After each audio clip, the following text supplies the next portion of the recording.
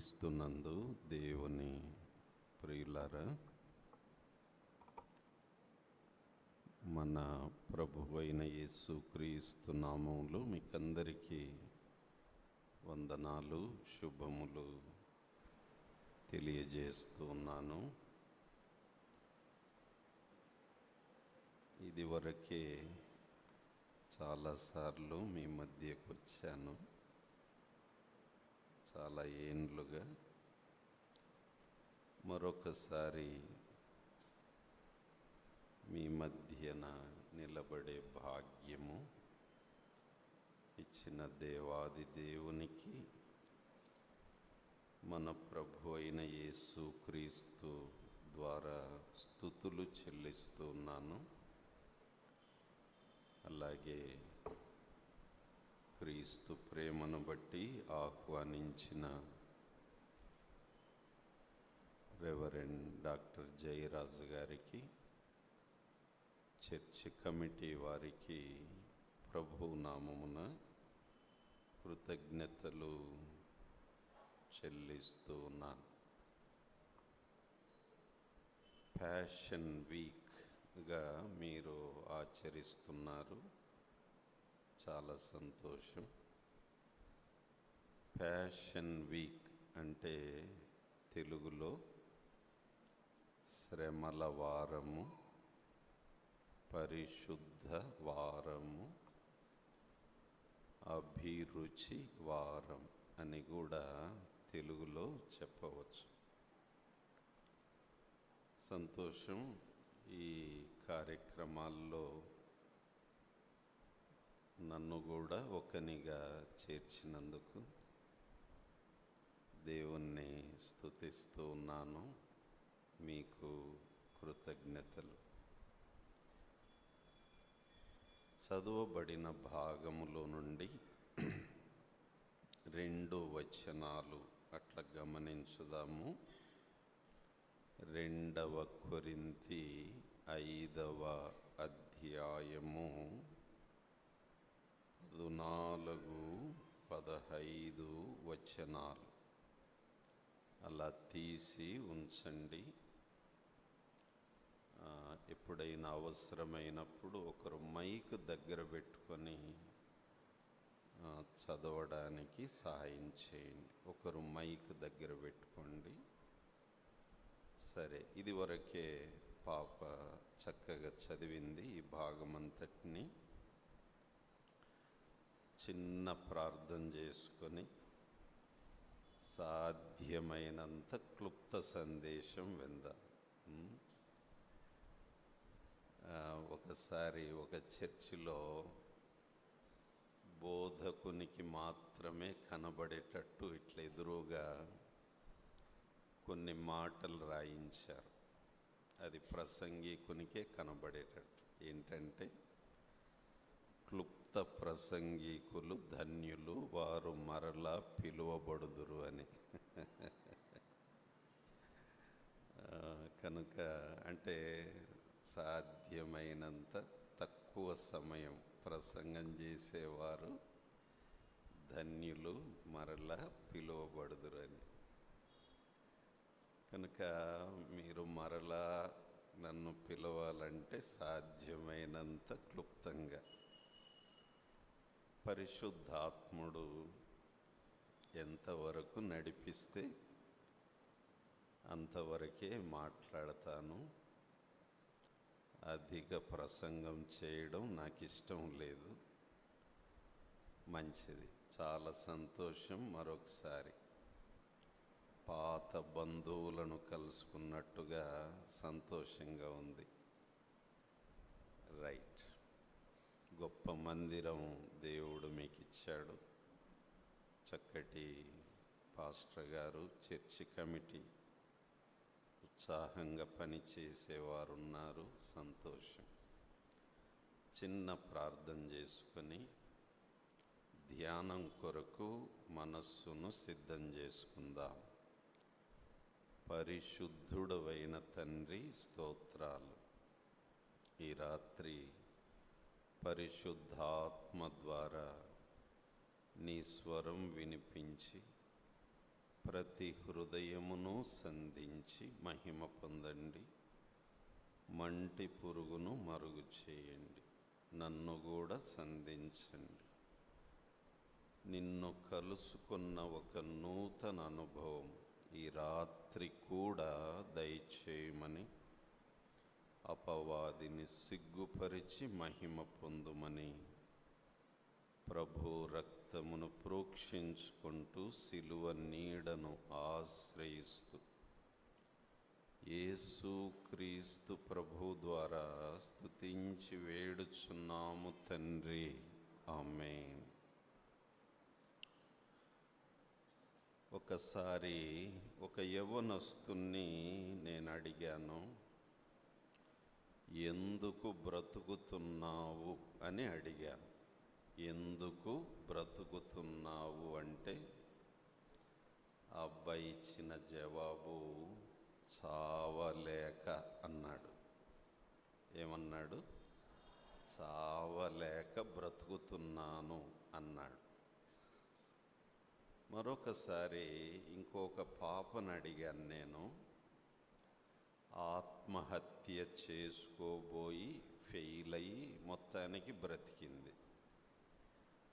అప్పుడు ఆ పాపను అడిగాను నేను, ఎందుకు చావాలనుకున్నావు అని అంటే బ్రతకలేక అని అంది. ఏమంది? బ్రతకలేక. ఎందుకురా బ్రతుకుతున్నావు అంటే చావలేక బ్రతుకుతున్నా. ఎందుకమ్మా చావాలనుకున్నావు అంటే బ్రతకలేక చావాలి అనుకున్నాను. ఈ రెండిటిని దగ్గర పెట్టి ఆలోచించినప్పుడు కొంచెం సౌండ్ తగ్గించవచ్చు బాబు, కంట్రోల్ చేయండి, తగ్గించవచ్చు, తగ్గించండి. ఈ రెండిటిని దగ్గర పెట్టుకొని ఆలోచించినప్పుడు మనిషి చావు బ్రతుకుల మధ్య జీవితాన్ని సాగిస్తూ ఉన్నాడు. చావు బ్రతుకుల మధ్య కొందరు బ్రతకలేక చస్తున్నారు, కొందరు చావలేక బ్రతుకుతున్నారు. ఎందుకని ఇలాగు అని అంటే అసలు ఎందుకు బ్రతకాలో వారికి తెలియక ఇలా జరుగుతూ ఉంది. ఒకవేళ మనలో ఎవరైనా ఇలాంటి పరిస్థితుల మధ్య నలిగిపోతుంటే, అటు చావలేను ఇటు బ్రతకలేను నలిగిపోతున్నాను అన్నవారుంటే ఈ రాత్రి దేవుడు మనతో మాట్లాడునుగాక. హల్లెలూయా. మంచిది. ఈ చదవబడిన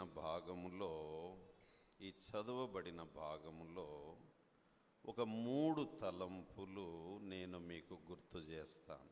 3 తలంపులు ముచ్చటగా. ఒకటి, ఎవరి కొరకు బ్రతకాలి? చెప్పండి. ఒకటేంటి? ఎవరి కొరకు బ్రతకాలి. రెండోది, ఎలా బ్రతకాలి? చెప్పండి. రెండోది ఏంటి? ఎలా బ్రతకాలి. మూడవది, ఎంతవరకు బ్రతకాలి. ఈ 3 ప్రశ్నలకు ఈ వాక్య భాగములో మనకు జవాబులు దొరుకుతాయి. మన జీవితానికి ఒక మంచి అర్థం, పరమార్థం దొరుకుతుంది. కనుక కొంచెంసేపు మనం జాగ్రత్తగా ధ్యానం చేద్దాం. చెప్పండి. మొదటి ప్రశ్న ఏంటి? చెప్పండి. ఎవరి కొరకు బ్రతకాలి. రెండో ప్రశ్న ఏంటి? ఎలా బ్రతకాలి. మూడో ప్రశ్న ఎంతవరకు బ్రతకాలి అనేది. మంచిది. మొదటి ప్రశ్న, ఎవరి కొరకు బ్రతకాలి.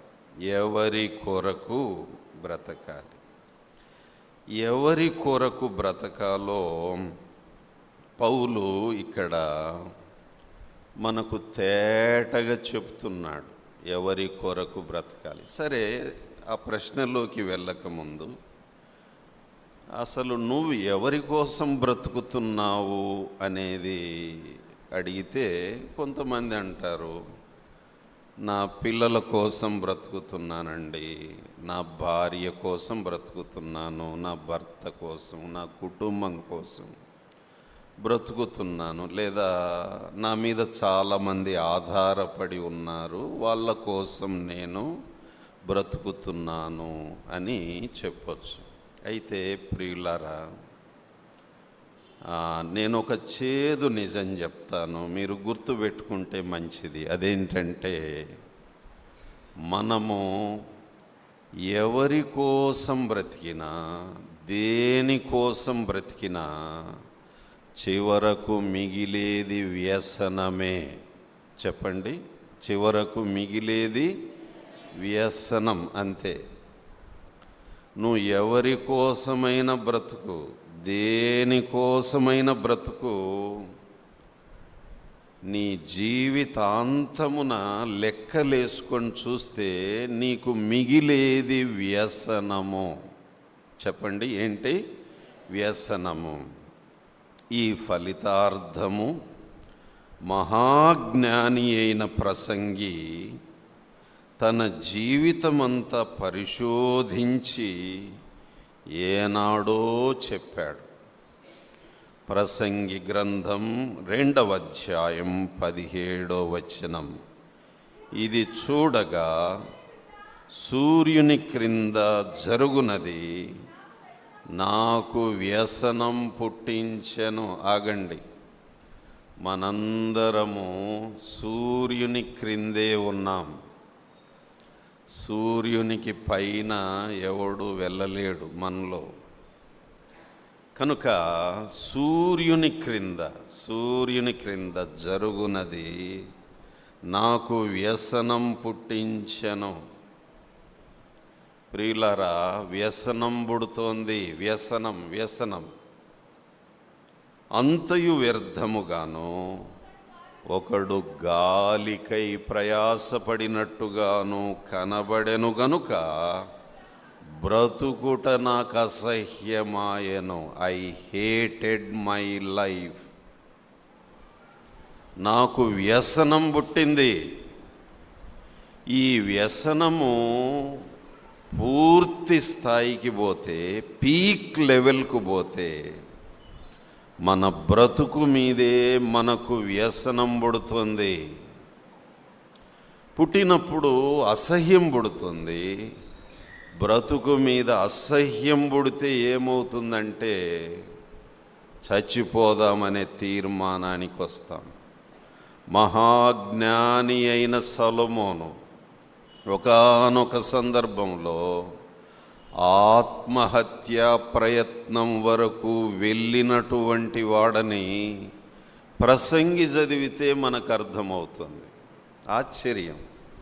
The wisest man in the world, మహాజ్ఞాని అయిన వాడు, అన్నిటిని పరిశోధించినవాడు, అన్నిటిని అనుభవించినవాడు, అన్నిటిని సంపాదించుకున్నవాడు అంటున్నాడు, నాకు బ్రతక బుద్ధి కావడం లేదు. I hated my life. ఎందుకని సొలొమోను ఈ మాటలు అన్నాడంటే, సొలొమోను ప్రారంభము బాగుంది, మధ్య వరకు బాగుంది, ఇక రాను రాను రాజుగారి గుర్రం గాడిదైనట్టు సొలొమోను దేవుని మార్గములను విడిచి దేనిలోనో ఎవరిలోనో అర్థం కనుక్కోవాలన్న ఆరాటపడి అందులో ఫెయిల్ అయిపోయి చివరకు వ్యసనం మిగలగా ఇక చచ్చిపోతే బాగుండు. ఇది ఒక బ్రతుకేనా? ఇంకా కొంచెం పచ్చిగా చెప్పాలంటే, ఇది ఒక బ్రతుకేనా? ఈ బ్రతుకు నేను బ్రతకాలా? నేను చచ్చిపోతే బాగుండు అనే పాయింట్కి వెళ్ళాడు. అమలారా, ప్రియులారా, మరలా చెప్తున్నాను, ఇది శాసనముగా మన హృదయంలో రాసుకుంటే మంచిది. నువ్వు ఎవరి కోసం బ్రతికినా, దేనికోసం బ్రతికినా నీకు మిగిలేది వ్యసనమే. కనుక ఇప్పుడు ప్రశ్న ఏంటంటే, మరి ఎవరి కోసం బ్రతకాలి? నేను ఎవరి కోసం బ్రతికితే నాకు వ్యసనం రాదు? ఎవరి కోసం బ్రతికితే నా జీవితానికి ఒక అర్థం, పరమార్థం దొరుకుతుంది అంటే పౌలు మనకు చక్కటి జవాబు చెప్తున్నాడు. గమనించండి, 2వ కొరింథీ 5వ అధ్యాయం 14వ వచనం. మైక్ ఉంటే బాగుంటుందమ్మా, మైకులో చదివితే బాగుంటుంది.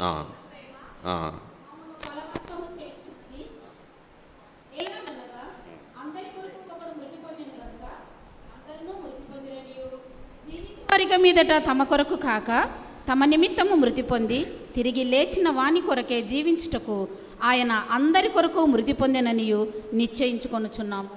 మరలా చదువుతాను నేను. క్రీస్తు ప్రేమ మమ్మును బలవంతం చేయుచున్నది. హల్లెలూయా. ఎలాగనగా, బాగా వినాలి ఈ మాటలు, అందరి కొరకు ఒకడు మృతి పొందారు. ఎవరైనా గట్టిగా, ఎవరైనా గట్టిగా. ఇక్కడున్న మనందరి కొరకు ఒకడు చనిపోయాడు. ఆయన పేరు యేసుక్రీస్తు ప్రభు. కనుక దీన్ని అన్వయించుకోవాలి. గుండె మీద చేయి పెట్టుకుందామా? పెట్టుకోండమ్మా బాబు. నా కొరకు యేసు చనిపోయాడు. చెప్పండి, ఎవరి కోసం? నాకు బదులుగా యేసు చనిపోయాడు. నా స్థానములో యేసు చనిపోయాడు. మామూలుగా చరిత్రలోకి వెళ్తే బరబ్బా స్థానములో యేసు చనిపోయాడు. ఆ బరబ్బా నేనే, ఆ బరబ్బా నువ్వే. నా కోసం ఆయన చనిపోయాడు. నిజానికి నేను చావాల్సింది నన్ను పక్కకు నెట్టి ఆయన చచ్చిపోయాడు. నేను బ్రతికి బయటపడ్డాను. బరబ్బా బ్రతికి బయటపడ్డాడు. అవునా కాదా? ఇప్పుడు బరబ్బాకున్న ప్రశ్న ఏంటంటే, ఇప్పుడు నేను ఎందుకు బ్రతకాలి, ఎవరి కోసం బ్రతకాలి అనే ప్రశ్న బరబ్బాకు రావాలి. కనుక అమ్మలారా, ప్రియులారా, నిజంగా నా కోసం యేసయ్య చనిపోయాడు అని నేను నమ్మగలిగితే ఇప్పుడు నేను ఎందుకు బ్రతకాలి అనే ప్రశ్న వస్తుంది. నేను ఎవరి కోసం బ్రతకాలి అంటే పౌలు అంటున్నాడు, అందరి కొరకు ఒకడు మృతి పొందెను గనుక అందరునూ మృతి పొందిరనియు జీవించు వారిక మీదట తమ కొరకు కాక తమ నిమిత్తము మృతి పొంది తిరిగి లేచిన వాని కొరకే జీవించుటకు ఆయన అందరి కొరకు మృతి పొందిరని నిశ్చయించుకొనుచున్నాము. సూక్ష్మంగా చెప్పాలంటే, నా కోసం యేసు చనిపోయాడు, దేర్ఫోర్ నేను యేసు కొరకు బ్రతకాలి. అంతే.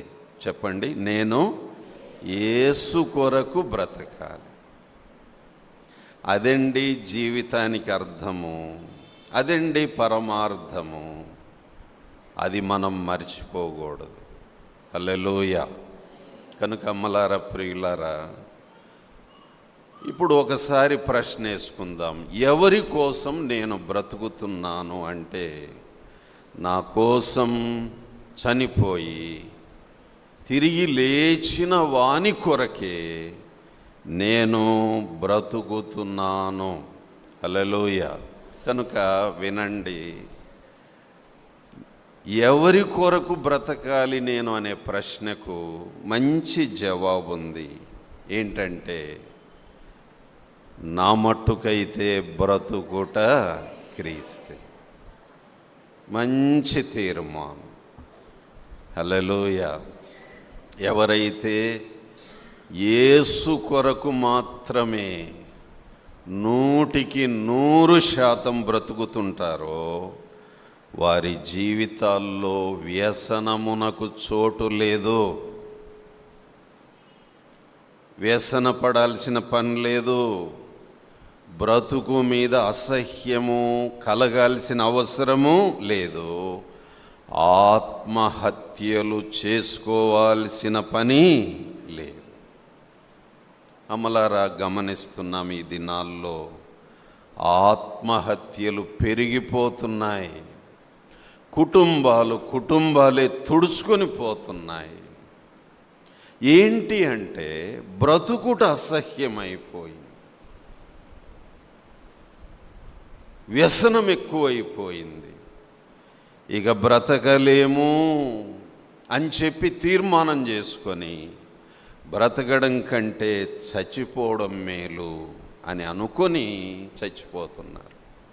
ఆ మధ్య ఒక సాఫ్ట్వేర్ ఇంజనీర్, బాగా సంపాదిస్తున్నవాడు, ఎందుకనో ఈ పోస్ట్ పెట్టాడు మీడియాలో, ఇక నేను బ్రతకలేను కనుక చచ్చిపోతున్నాను అని చెప్పి పోస్ట్ పెట్టి చచ్చిపోయాడు.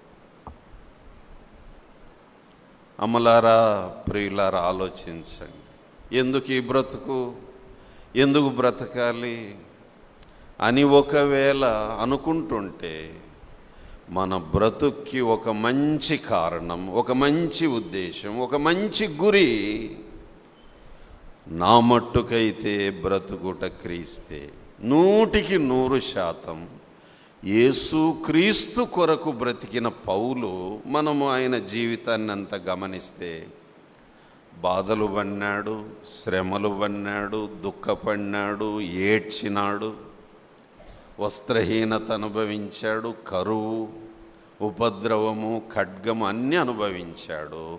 కానీ విచిత్రం ఏంటంటే, ఆయన జీవితాన్ని అట్లా పరిశీలించినప్పుడు పౌలు వ్యసనపడలేదు. పౌలు వ్యసనపడలేదు. అన్ని శ్రమల మధ్య, అన్ని బాధల మధ్య పౌలు వ్యసనపడట్లేదు. కారణం ఏంటంటే, నేను ఎవరి కోసం బ్రతుకుతున్నానో నాకు తెలుసు. హల్లెలూయా. నా కోసం చనిపోయాడు కనుక నేను ఆయన కోసం బ్రతుకుతున్నాను. కనుక నాకు వ్యసనం లేదండి. కనుక ప్రియులారా, ఎవరు ధన్యులు అంటే, వ్యసనం లేకుండా బ్రతికేవారు ధన్యులు. హల్లెలూయా.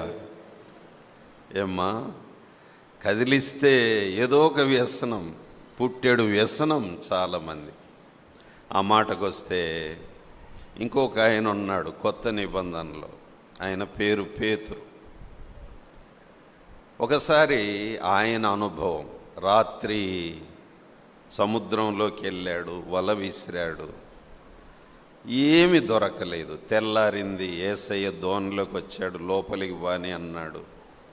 వల వేయి చేపలు పట్టిస్తానంటే పేతురు అంటాడు, ఏలినవాడా, రాత్రంతా ప్రయాసపడితిమి కానీ మాకేమీ దొరకలేదు. ఇదండి జీవిత సారం. దేవుడు లేని జీవిత సారం ఏంటంటే, నువ్వు రేయింబవళ్ళు ప్రయాసపడు, జీవితమంతా ప్రయాసపడు, తేలే ఫలితార్థం ఏంటంటే మాకేమీ దొరకలేదు. రాత్రంతా ప్రయాసపడినాం, నాకేమీ దొరకలేదు. ఎంత వ్యసనంతో పేతురు ఆ మాటలు అన్నాడు. అయితే దేవునికి స్తోత్రం, బ్రేకింగ్ పాయింట్లో ఉన్న పేతురు జీవితంలో యేసయ్య ప్రవేశించాడు. హల్లెలూయా. పేతురు, నేను లేకపోతే నీకు వ్యసనం, నన్ను పక్కన పెడితే నీకు వ్యసనం, నీ జీవితంలో నాకు ప్రాధాన్యత లేకపోతే నీకు వ్యసనం. పాఠం నేర్పించాడు, జీవితంలో ప్రవేశించాడు. యేసయ్య ఆ దినాన పేతురు వ్యసనమును తొలగించాడు. హల్లెలూయా. కనుకనే పేతురు ఏం చేశాడు? సమస్తమును విడిచిపెట్టి ఆయనను వెంబడించాడు. అమ్మలారా, ప్రియులారా, మహాజ్ఞాని అయిన సొలొమోనే ఫలితార్థం రీసెర్చ్ చేసి కనుక్కున్నాడు. సూర్యుని క్రింద అంత వ్యసనమండి, వ్యసనం వ్యసనం వ్యసనం వ్యసనం. సరే, ఇప్పుడు ఒక ప్రశ్న, మరి యేసు ప్రభువు నమ్ముకుంటే వ్యసనం రాదా అండి అంటే, వ్యసనం వచ్చినా వ్యసనం వెంటనే తీర్చే దేవుడు యేసుక్రీస్తు ప్రభు. 2 ఉదాహరణలు చెప్తాను. మనకంటే గొప్పోళ్ళు వ్యసనపడిన సందర్భం ప్రభువును కలిగిన వారే. ఒకరు మోషే. చెప్పండి, ఒకరు మోషే. ఒక సందర్భంలో అంటాడు, ఇంతమందికి నేను మాంసాహారం పెట్టలేను, నా వల్ల కాదు. మరి ఏం చేయమంటావు మోషే అంటే, నీకు నా మీద కటాక్షం ఉంటే. కటాక్షం అంటే ఏంటి? దయ ఉంటే. దయ ఉంటే నన్ను చంపేయి అంటాడు. నా మీద నీకు దయ ఉంటే నన్ను చంపేయి.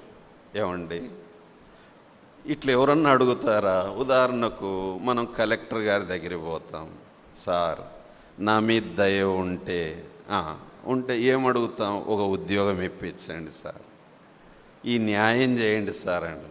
కానీ మోషే ఏమడుగుతున్నాడు? నా మీద దయ ఉంటే నన్ను చంపేయి. ఎంత వ్యసనం! బ్రేకింగ్ పాయింట్ వచ్చింది. అయితే ప్రభు అన్నాడు, చంపేశాడా మోషేను? మోషే, యెహోవా బాహుబలం తగ్గిపోయిందా అని చెప్పి మోషే వ్యసనం తీర్చి గొప్ప కార్యం చేసి మహిమ పొంది ముందుకు నడిపించాడు. హల్లెలూయా. ఒకవేళ వ్యసనం వచ్చినా, ప్రియులారా వినండి, వ్యసనం తీర్చే దేవుడు యేసుక్రీస్తు ప్రభు. ఎందుకంటే సిలువలో వ్యసనాక్రాంతుడుగా ఆయన బాధను అనుభవించాడు. మన వ్యసనములన్నీ ఆయన వహించాడు. కనుక ఏదైనా ఒక విషయం వ్యసనం కలిగితే వెంటనే ప్రభు దగ్గరికి పోతే నీ వ్యసనం తీరుస్తాడు, నీ బ్రతుక్కి అర్థము తెలియజేస్తాడు. హల్లెలూయా. అలాగే ఏలియా ఆయన కూడా అరణ్యములోకి పరిగెత్తుకొని పోయి అంటాడు, ఈ మట్టుకు చాలు, నా ప్రాణం తీసుకో. అంటే ఏలియా కూడా ఎంత పాయింట్కి వెళ్ళాడంటే, నాకు చచ్చిపోవాలని ఉంది, అలాగని నేను ఆత్మహత్య చేసుకోలేను, నా వల్ల కాదు, అది నీకు మహిమ కాదు, ఏదో ఒక రూపంలో నువ్వే చంపేసేయి అని ప్రభువుని దగ్గర పిటిషన్ పెట్టాడు. ప్రభు చంపాడా? లేదు. నాయనా, నీ పని అయిపోలేదు, నీ కథ అయిపోలేదు, ఇంకా నువ్వు చేయాల్సింది చాలా ఉంది అని చెప్పి ఏలియా ప్రాణమును బలపరిచి వ్యసనం తీర్చి ముందుకు నడిపించిన దేవుడు. కనుక అమ్మలారా, ప్రియులారా, ఈ లోకంలో నీవు నేను తట్టుకోలేని అనుభవం ఏంటంటే వ్యసనము. కనుక అమ్మలారా, ప్రియులారా, ఒకవేళ ఏ విషయం నీకు వ్యసనం పుట్టిస్తుందో, ఏ విషయం నీ బ్రతుకు మీద అసహ్యత కలిగిస్తుందో, ఆ విషయాన్ని ప్రభువు దగ్గరికి తీసుకొని పోతే ప్రభువు నీ వ్యసనము తీరుస్తాడు, నీ కథ మారుస్తాడు. ఈ మధ్య ఒక పాట అందరి నోట్లలో నానుతుంది, ఏమైనా చేయగలడు ఆయన. ఇంకా తర్వాత మాట చెప్పండి, కథ మొత్తం మార్చగలిగిన దేవుడు. నీ వ్యసనం తీర్చి కథ మొత్తం మార్చగలిగినది. నీ నామమునకే మహిమంతా తెచ్చుకుంటాడు. హల్లెలూయా. కథ అయిపోలేదు, మన కథ అయిపోలేదు, నా కథ అయిపోలేదు. అప్పుడప్పుడు నాకు అనిపించింది, మీలో చాలామంది నన్ను చూసిన వాళ్ళే యవ్వనస్తునిగా ఉన్నప్పటి నుంచి చూశారు. ఇప్పుడు 60 ఏండ్లు దాటిపోయినాయి, తెల్లనెత్తి వచ్చేసింది. ఏం సార్ రంగేసుకోరా మీరు? మేము ఎంతమంది వేసుకోవట్లేదు. ఏమో నాకు నడిపింపు లేదు. మరి 60 ఏండ్ల వయసులో అప్పుడప్పుడు నాకు అనిపించింది, నా కథ అయిపోయింది, నా కథ అయిపోయింది అనుకున్నాను. ప్రభువా, నా కథ అయిపోయింది, ఇంకా నేను సేవ చేయలేనేమో, చేసింది చాలు తండ్రి, ఏదో నీ దాపున పెట్టుకో, ఇంకెవరినైనా వాడుకో అన్న సందర్భాలు చాలా ఉన్నాయి. అయితే ప్రతిసారి నా ప్రభువు, నీ కథ అయిపోలేదు, నీ కథ అయిపోలేదు. నేను ఫుల్ స్టాప్ అనుకుంటే ఆయన కామా పెట్టాడు. ఈ దినాన మీ మధ్యన నిలబెట్టిన దేవునికి మహిమ కలుగునుగాక. ఆ మాటకు వస్తే ఒకసారి ఒకడు అన్నాడు, నీ కథ అయిపోయింది అన్నాడు. వచ్చి నేరుగా అన్నాడు, నీ కథ అయిపోయింది. నేను అన్నాను, దేవునికి స్తోత్రం అన్నాను. నెల రోజుల తర్వాత ఆ వ్యక్తి మళ్ళా నా దగ్గరికి వచ్చాడు. వచ్చి అన్నాడు, నా కథ అయిపోయింది అన్నాడు. దేవునికి స్తోత్రం అన్నా. హల్లెలూయా. శత్రువు, అపవాది ఇట్లా ఎగతాళి చేస్తాడు, నిన్ను గేలి చేస్తాడు. అమ్మాయి, నీ కథ అయిపోయింది, బాబు నీ కథ అయిపోయింది, పాప ఇంకా నీ కథ అయిపోయింది అంటాడు. కానీ నా దేవుడు అంటాడు, నీ కథ అయిపోలేదు, నీ కథ మొత్తం మార్చగలను. కనుక అమ్మలారా, ప్రియుల, ఇప్పుడు చెప్పండి, ఇలాంటి ప్రభు కోసం బ్రతకడం న్యాయమా కాదా? చెప్పాలి. కనుక ఇంతవరకు గురిలేని బ్రతుకుతుంటే ఈ రోజు నుండైనా ప్రభువా, ఎవరి కొరకు బ్రతకాలి అనే ప్రశ్న నాలో ఉంది. నాకు ఈ రాత్రి జవాబు దొరికింది. ఎందుకంటే నా కొరకు నువ్వు చనిపోయావు, తిరిగి లేచావు, కనుక నీ కోసమే నేను బ్రతుకుతాను. మొదటి ప్రశ్నకు జవాబు దొరికింది. హల్లెలూయా, హల్లెలూయా. నా మట్టుకైతే బ్రతుకుట క్రీస్తే. మొదటి ప్రశ్న, ఎవరి కొరకు బ్రతకాలి? రెండో ప్రశ్న, ఎలా బ్రతకాలి? ఏమండి, ఎవరి కోసం అంటే జవాబు దొరికింది. సరే, ఇప్పుడు how to live for Christ, Yesayya కోసం ఎలా బ్రతకాలంటే ఈ భాగంలోనే నేను గమనించండి. అమ్మ చదువుతారా మైక్లో? 2 కొరింథీ 5వ అధ్యాయం 17 నుంచి 17. బాగా వినాలి అమ్మా, సౌండ్ లేదు బాబు. క్రీస్తునందున్న ఎడల వాడు నూతన సృష్టి. అమ్మాయి కొంచెం నిదానంగా చదవమ్మా. చదువు తల్లి. కాగా వాడైనను క్రీస్తునందున్న ఎడల వాడు నూతన సృష్టి, పాతవి వచ్చెను, ఇదిగో కొత్తవాయను. చాలు. ఏమో ఇప్పుడు అర్థమైంది ఎలా బ్రతకాలి అనే దానికి ఇక్కడ జవాబు ఉంది. సరే, నేను నిజంగా క్రీస్తుని నమ్ముకున్నాను, రక్షణ పొందాను, బాప్తీసం పొందాను అంటే దాని అర్థం ఏంటి? ఎవడైనను క్రీస్తునందున్న ఎడల వాడు నూతన సృష్టి, హీఈస్ ఎ న్యూ క్రియేషన్. దాన్ని ఇంకా విడమర్చి చెప్తున్నాడు, పాతవి గతించెను, పాతవి సమాధి అయిపోయినాయి, పాతవి చచ్చిపోయినాయి, ఇదిగో సమస్తమును క్రొత్తవాయెను. ఇప్పుడు పాయింట్ ఏంటంటే, మరి ఆ పాత బ్రతుకు గతించిందా, చచ్చిపోయిందా? యేసుక్రీస్తు ప్రభు నమ్మని దినం వరకు ఆ ముందు జీవితం అది పాత బ్రతుకు. ఆ పాత బ్రతుకు గురించి చెప్పాలంటే అది రోత బ్రతుకు, అది రొచ్చు బ్రతుకు, అది పాపపు బ్రతుకు, చీకటి బ్రతుకు, సిగ్గుపడవలసిన బ్రతుకు, చెత్త బ్రతుకు, అర్థము లేని బ్రతుకు.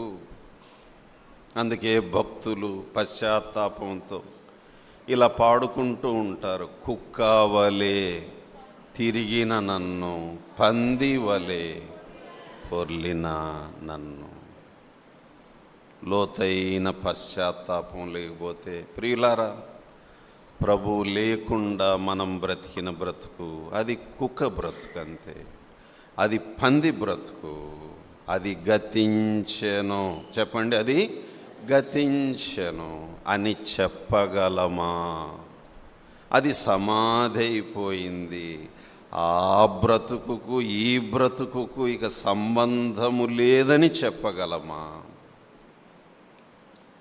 కాగా ఎవడైనను క్రీస్తునందున్న ఎడలవాడు నూతన సృష్టి, పాతవి గతించెను.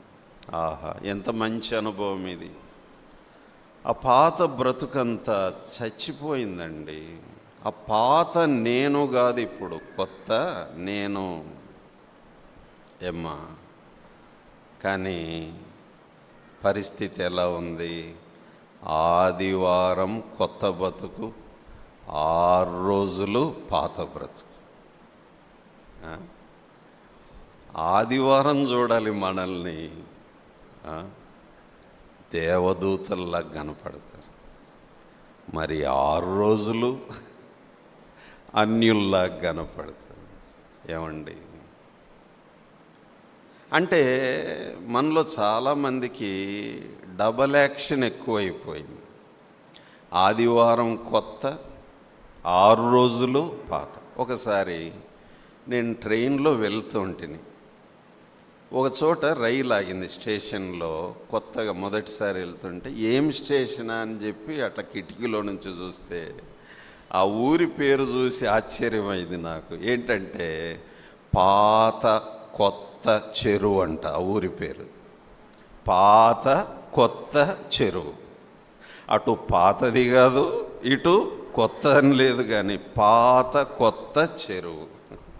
అప్పుడు నాకు దాన్ని అట్లా అన్వయించుకున్నాను. నిజమే కదా, ఈ ఊరి పేరేంటి? పాత కొత్త చెరువు.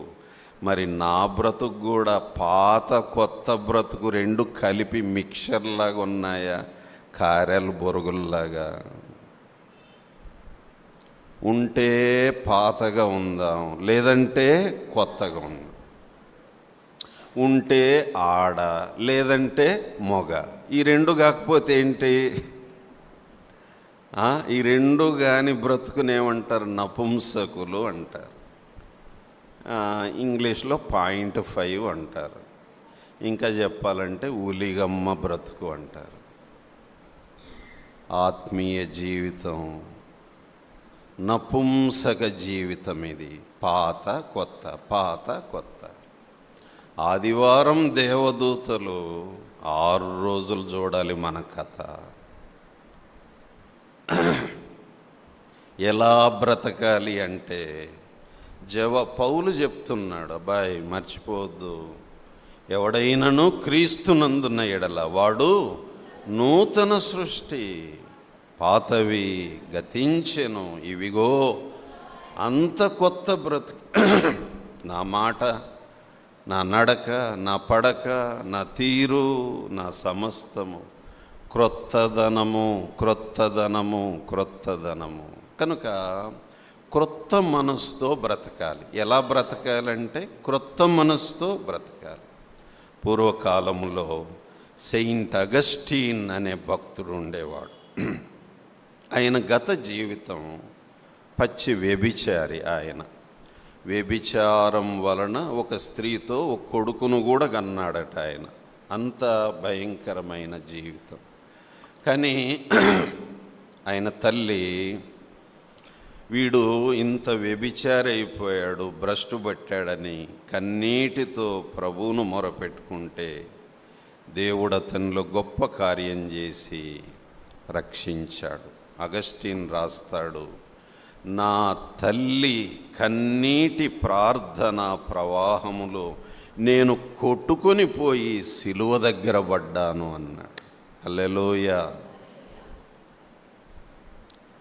అంత పాపాత్ముడు పరిశుద్ధుడైపోయాడు. అందుకే సెయింట్ అగస్టీన్ అనే పేరు ఆయనకు వచ్చింది. అదండి క్రొత్త బ్రతుకంటే. పాతవి గతి.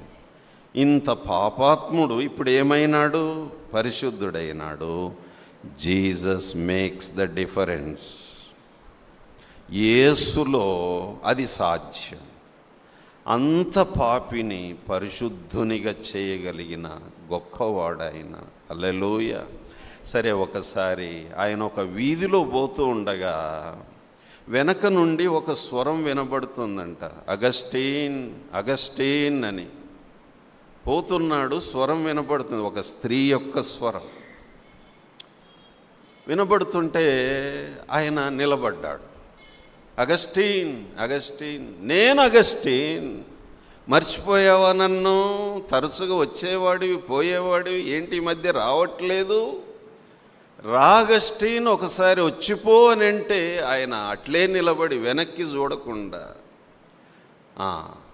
నేను అగస్టీన్ అంటుందంట. అప్పుడు ఆయన అన్నంట, వెనక్కి చూడక నిలబడి, నువ్వు నువ్వే, కానీ నేను కాదు, నేను కాదు, పాత అగస్టీన్ కాదు, అది గతించింది, అది సమాధి అయిపోయింది. ఇప్పుడు నేను క్రొత్త అగస్టీన్ అని ముందుకు అడుగు వేసి వెళ్ళిపోయాడంట. వెనక్కు చూడలేదు, వెనక్కు తిరగలేదు, వెనకడుగు వేయలేదు. అదండి క్రొత్త జీవితం యొక్క నమూనా. కాగా ఎవడైనను క్రీస్తునందున్న ఎడలవాడు నూతన సృష్టి.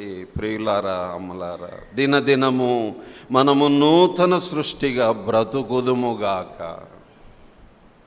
సౌండ్ లేదు అంటే బ్రతకడం లేదు కదా సార్. ఏమంటాం, ఏం సౌండ్ చేస్తాం?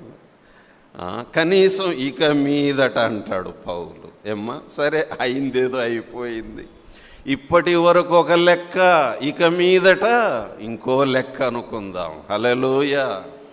ఈ ప్యాషన్ వీక్ తర్వాత ఇంకొక లెక్క.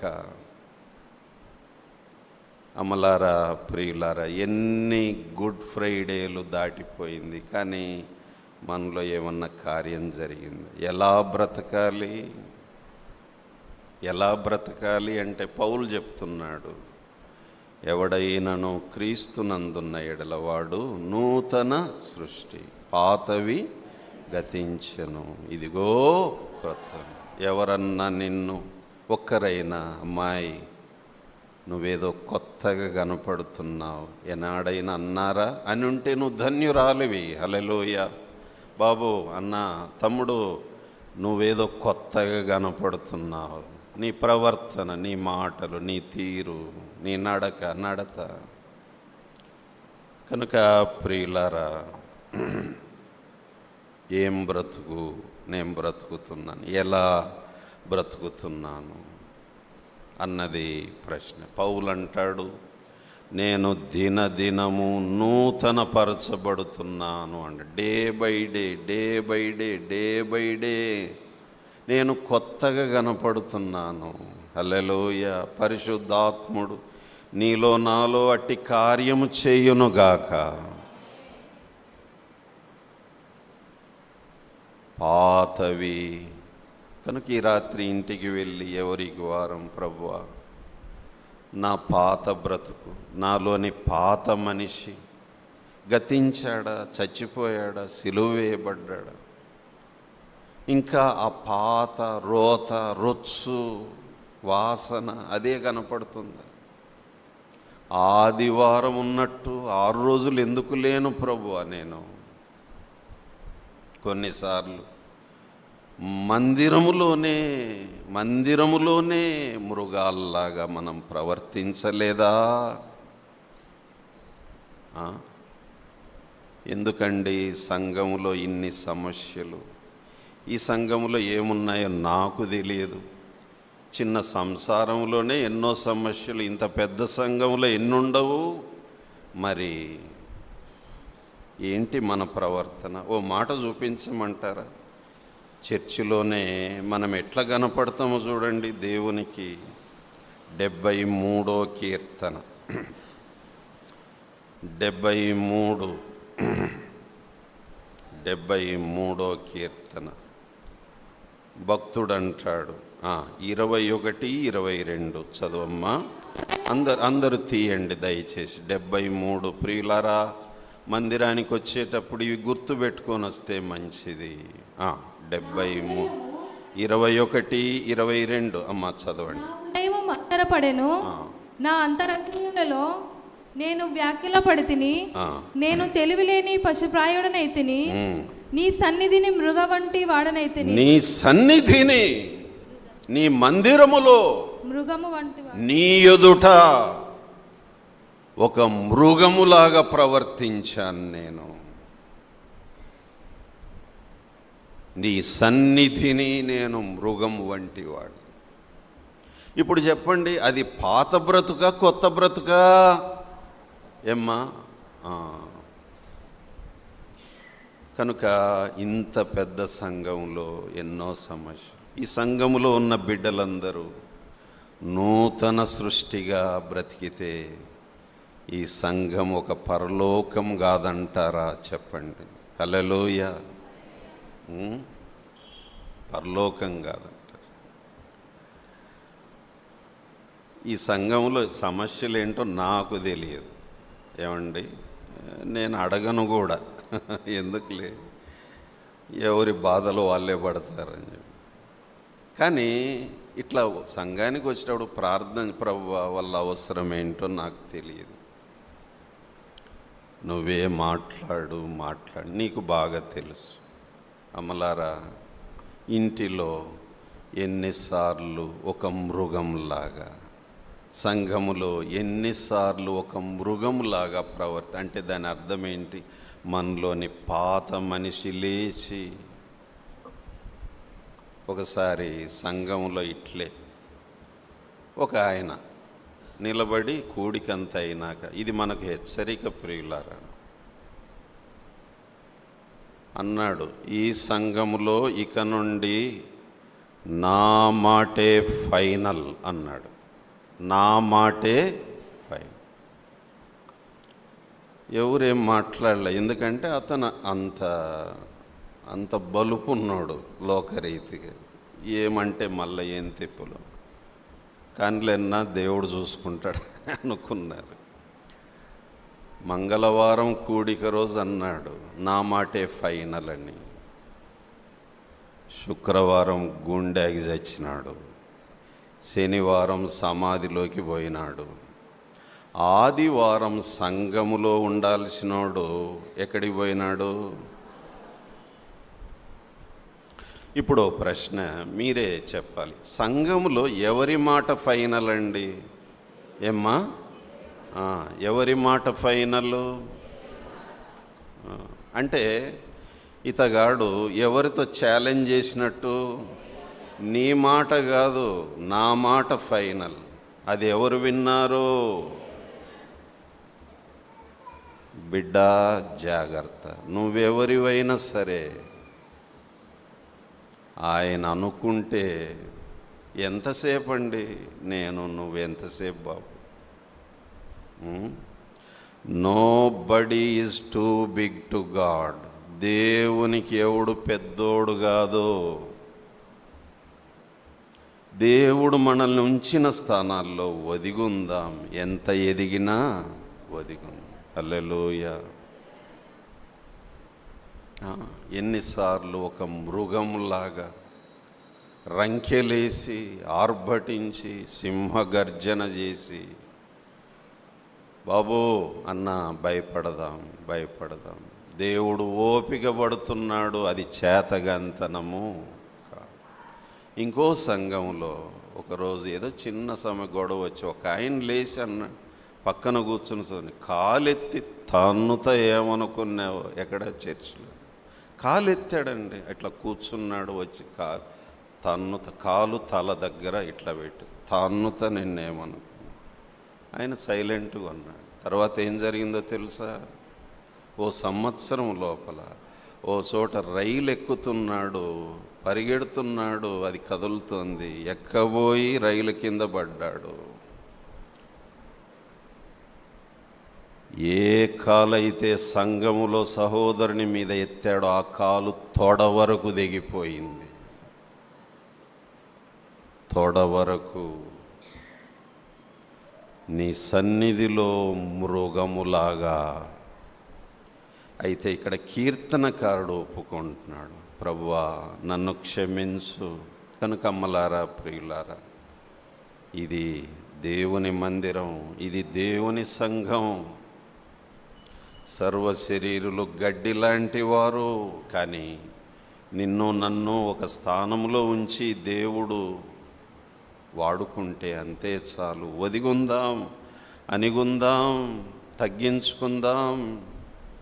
అమ్మా ఇంటికి పోయినాక భయం పెట్టుకుందాం, ఒకరినొకరు భయం చెప్పుకోండి. అయ్యా అమ్మా సంఘంలోకి వెళ్ళేటప్పుడు మనము జాగ్రత్త జాగ్రత్త. ఎలా బ్రతకాలి అంటే పాత మనిషిలాగే బ్రతుకుదామా? ఇంట్లో అంతే, సంఘములో అంతే. నీ ఇష్టమా అంతా కాదు. ప్రియులరా, పౌలు అంటున్నాడు, కాగా ఎవడైనను క్రీస్తునందున్న ఎడల వాడు నూతన సృష్టి, పాతవి గతి. ఈ రాత్రి మనలోని పాతవి గతించునుగాక, నూతన సృష్టిగా బ్రతుకుదుముగాక, పరిశుద్ధాత్ముడు గొప్ప కార్యం చేయునుగాక, దినదినము నూతన పరచబడుతూ సాగుదుముగాక, అంతకంతకు యేసుక్రీస్తు పోలికలోనికి రూపాంతరము చెందుదుముగాక. మూడో విషయం, మొదటి ప్రశ్న ఏంటి చెప్పండి? ఎవరి కొరకు బ్రతకాలి? జవాబు దొరికిందా లేదా? రెండోది ఏంటి? ఎలా బ్రతకాలి? మూడోది ఎంతవరకు బ్రతకాలి అంటే పౌలు అన్నాడు. రండి, ఫిలిప్పీ పత్రిక 1వ అధ్యాయం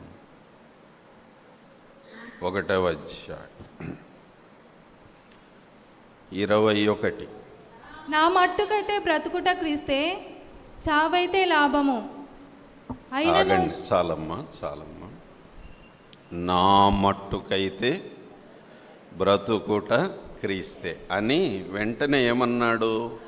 చావైతే లాభం. అంటే దాని అర్థం ఏంటి? ఎంతవరకు బ్రతకాలి నేను అంటే, నా మరణ దినం వరకు నేను యేసు కొరకే బ్రతకాలి. హల్లెలూయా, హల్లెలూయా. ఇప్పుడు ప్రశ్న ఏంటంటే, నా మరణ దినం ఎప్పుడు? నా మరణ దినం ఎప్పుడు?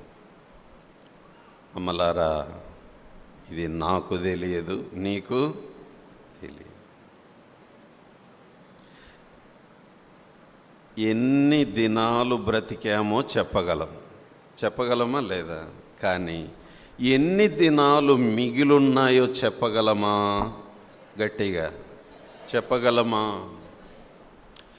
వృద్ధులే కాదు, యవ్వనస్తులు కూడా ఎన్ని దినాలు బ్రతికున్నాయో మనము చెప్పలేము. ప్రియులారా, ఒక డాక్టర్ గారు ఈ మధ్యనే మా డాక్టర్స్ గ్రూప్లో వచ్చింది. అబ్బాయి 42 ఏండ్లు, మంచి విశ్వాసి, చక్కగా వాడబడుతూ ఉన్నాడు. సండే స్కూల్, యూత్, చర్చిలో మెడికల్ స్టూడెంట్స్ మధ్య చక్కగా వాడబడినాడు. ఈ మధ్య 2 వారాల కిందట జరిగిన సంఘటన కలిచివేసి, ఆరాధన చూసుకొని వెళ్తున్నారు. సొంతూరులో ఆరాధన చూసుకొని వాళ్ళు పనిచేసేస్తూని రాత్రిపూట 8:45 అలా వెళ్తూ ఒక చోట కారు ఆపారు. భార్య, భర్త, 2 పిల్లలు. భార్య చెప్పింది, అదే చిన్నోడు బాబుకు వెనక డిక్కీలో అవి ఫుడ్స్ ఉన్నాయి తీసుకొని రండి అంటే, ఆయన డోర్ తీసి ఇటు వచ్చి వెనక ఇలా తీసుకుని అవి తీసుకున్నాడు, డిక్కీ వేసాడు. వెనక నుంచి ఒకటి కొట్టేది స్పాట్లో వాడు. కారులో ఉన్న ఆవిడ శబ్దం వినేసరికి ఏంటి శబ్దం, ఎక్కడేం జరిగిందని ఆమె అనుకుంటూ అర్థం కాక డోర్ తీసి చూసేసరికి కారు పక్కనే భర్త పడి ఉన్నాడు. ప్రియులారా, ఇంత సూక్ష్మమా ప్రాణమని అది చూసినప్పుడు నాకు అసలు ఆ అమ్మాయి ఎట్లా తట్టుకుంది. ఆమె డాక్టర్ అమ్మే, 2 పిల్లలు. ప్రియులారా, వాడు కొట్టుకొని వెళ్ళిపోయినాడు. రోడ్డు మీద శవం పడిపోయింది. 45 నిమిషాలు ఆ అమ్మాయి అట్లే పిల్లలను పట్టుకొని ఇంకా వాళ్ళకు వీళ్ళకు ఫోన్ అందరూ వచ్చేసరికి 45 నిమిషాలు అసలు ఎట్లా తట్టుకొని ఆ అమ్మాయి నిలబడగలిగింది.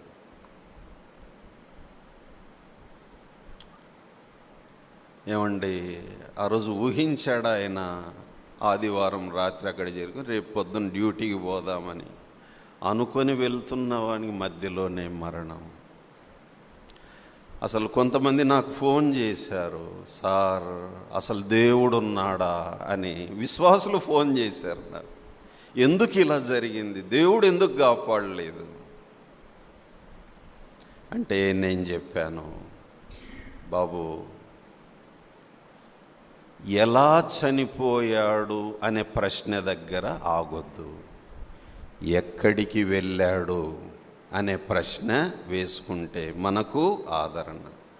ఎలా చనిపోయాడు అని అక్కడే ఆగితే మన విశ్వాసము షేక్ అయిపోతుంది.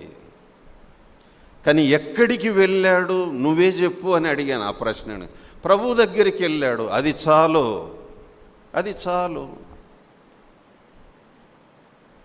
అలా తీసుకోవడం ఆయనకి ఇష్టమైంది.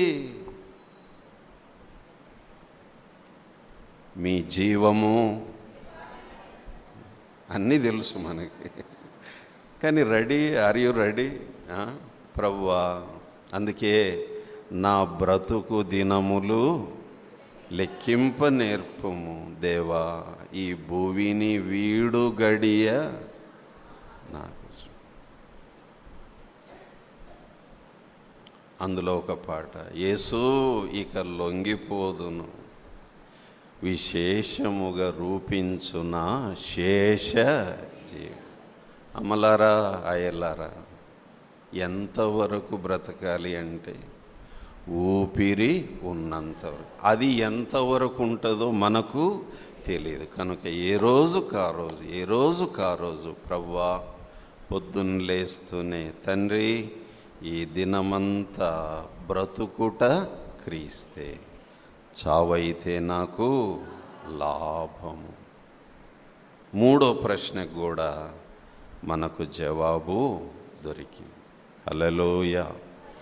కనుక 3 ప్రశ్నలు ప్రియులారా మోసుకొని ఇంటికి వెళ్దాం, పరిశీలన చేసుకుందాం. చాలాసార్లు ఇలా విని ఇలా వదిలేసి బోర్డు మీద డస్టర్ పెట్టినట్టు తుడిచేసి మళ్ళా మనకిష్టమైన బ్రతుకునే వద్దు. ఈ దినం ఒక మలుపుగా ఉండునుగాక, ఇక మీదట అంటున్నాడు పౌలు. ఏమంటున్నాడు? ఇక మీదట. అయిందేదో అయింది, జరిగిందేదో జరిగింది, ఎనఫ్ ఈజ్ ఎనఫ్. ఇప్పటి వరకు ఒక లెక్క, ఇక మీదట మరొక లెక్క. ఈ గుడ్ ఫ్రైడే ప్యాషన్ వీక్ సందర్భంగా అర్థవంతంగా ఆచరించుదుముగాక. 3 ప్రశ్నలు ఈ రాత్రి. మొదటిది ఏంటి? ఎవరి కొరకు బ్రతకాలి?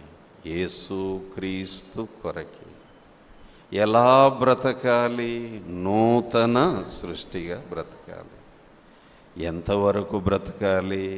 ఊపిరున్నంత వరకు బ్రతకాలి. అప్పుడు పౌలులాగా చెప్పగలం, నా మట్టుకైతే బ్రతుకుట క్రీస్తే, చావైతే లాభం.